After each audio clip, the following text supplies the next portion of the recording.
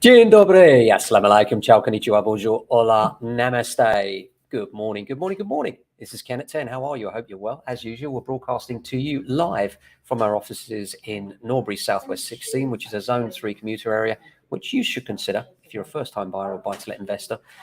And I hope you're doing well. Today here in Norbury, the weather it's a bit milder actually. It's nowhere near as cold as it has been. A little bit grey and overcast, which is a little bit dull, but there we are. A few things to talk about today. First of all, just a few of the headlines that we're seeing coming through. First one's from the Daily Mail. They do like a property headline, the Daily Mail, don't they? But they're saying home sellers are overpricing their homes. Well, 'twas ever thus, wasn't it? 7 in 10 estate agents say home sellers are being unrealistic about what their properties are worth, according to estate agent membership body Property Mark, which is the largest in the UK. Agents say sellers are overvaluing their homes either because they think they have the best house on the street or because they want to sell at a price which will enable their next move. Property Market's latest figures show the number of prospective home buyers registering with agents fell from 2.5% available in December 21 to 1.4% per property in December 22. That's a 45% decline year on year. And the average number of viewings fell as well. Nathan Emerson, the chief exec of Property Market, said that the largest shift we've seen in the sales market is price agreed compared to normal asking prices. The year 2022 started as a seller's market and ended back to normality as a buyer's market. Now, the truth is somewhere between the two. It's not a buyer's market, it's not a seller's market, it's somewhere between the two. But what can happen is, if we're not careful, agents can be so congratulatory when they do their valuations that they're not entirely honest with you, and therefore they come up with a figure which is higher than you might anticipate. Or worse than that, one of the biggest mistakes a lot of vendors make is that they price their property according to the one that they want to buy. So they say, oh, I want to buy that one and I really like it. Therefore, in order to get that house, I need to achieve, 900,000 for mine. Nobody cares what you want to achieve for yours. That's not how the market works. What buyers care about is one thing and one thing only. How does your price compare to other houses that are on the market in that range? And if the answer is it's out of kilter by a long way and any changes you make don't justify the difference, then they're going to buy the one that's better value. So you have to be pragmatic and realistic if you're going to be getting the best possible price. One of the things we're seeing a lot of right now is agents overvaluing in order to secure stock. And at this time of year, where it's a little bit quieter, all agents are short of instructions. They all want another house to sell. Well, here's the thing. There aren't any more houses to sell, so what do?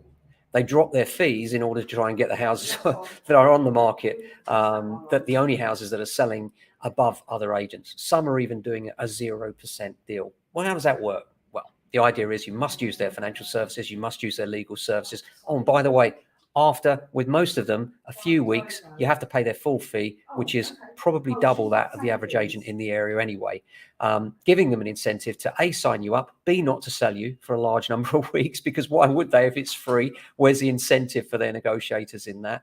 And C, use you as an advertising billboard, really. So they've got their board up outside in the hope that that gives them a little bit of kudos in your area and therefore helps them to get their brand recognition up. But it doesn't really help you. Why doesn't it help you? Well, because if you're on the market for too much money, first of all, then that is just going to mean you're going to languish. And if you languish for too long, buyers will see that. Buyers are quite astute these days. They'll be looking at not just if you're on the market, but how long you've been on the market for and how you compare with other properties within the range. So it's really important that you pitch that pricing correctly in order to make the best opportunity to sell your home at the best possible price. If you get that price right, then you should be achieving what we call a sweet spot, where you're getting a number of viewings and those viewings wish to compete in order to get you the best price for your house. And that's a strategy that we've been doing for some time now, and it's been so successful. And often people that have had no success with other agents have come to us and been, wow, you managed to get some action right away. So, if you are in that position, you want to chat about it, then do give us a call as always. Other headlines: Gove issues a warning to developers over fire safety deal. Of course, this is post Grenfell. Everybody wants to make sure that there's another Grenfell, and quite rightly so. But what he's saying, and this is a bit of a anomaly really, he's saying that he wants to cut it by saying that those which fail to meet the cutoff for the post Grenfell concerns will have to find another line of work. But the problem is most developers are quite wealthy. So for them to be prohibited from working with a particular building company, guess what they might do? Crash that company, set up a new one. We've seen it time and time again.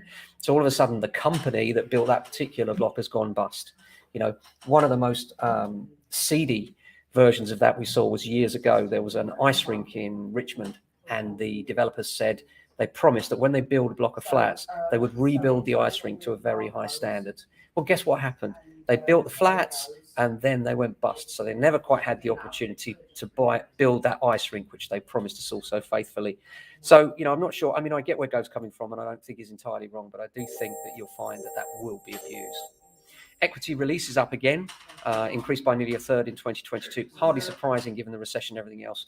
More older people are taking out more money from their houses. Equity release is where you release some of the cash that's tied up in your home for the use now or later. This is an interesting one as well. Barclays and Santander are joining in the mortgage price war. And this is an article in the Mirror and the Mail saying that the Halifax, Nationwide and the mortgage lender Santander are cutting their rates as competition between the lenders intensifies. Lewis Shaw, broker at Riverside Mortgages, said, as predicted, the price war that started with the Halifax and Nationwide reducing rates has begun to work through other mortgage lenders, all competing for good quality borrowers. So it'll be interesting to see how that pans out, but it could be good news for borrowers who have been hit so hard recently and so many times. Apart from that, what else have we got here? Happiest areas where you can buy a house for less than the average. According to estate agent Benham and Reeves, it found Pendle in Lancashire is that place, as is Newry and Down in Northern Ireland. It boasts a happiness rating of 8.6 and a house price of 191,000. Or you could go to Richmondshire in North Yorkshire, which scores 7.99 for happiness and an average house price of 278,000. Colchester is the home to the lowest happiness score with a rating of UK rating of 6.76. I wonder what we are here in Norbury. I'm sure we're up there. We may not win, but it seems to me that we've got more smiling than miserable faces in our area. So apart from that, hope you have a great day. Thanks for watching. We'll be back tomorrow as always. Look after yourselves and if you can, your family and friends. Ciao.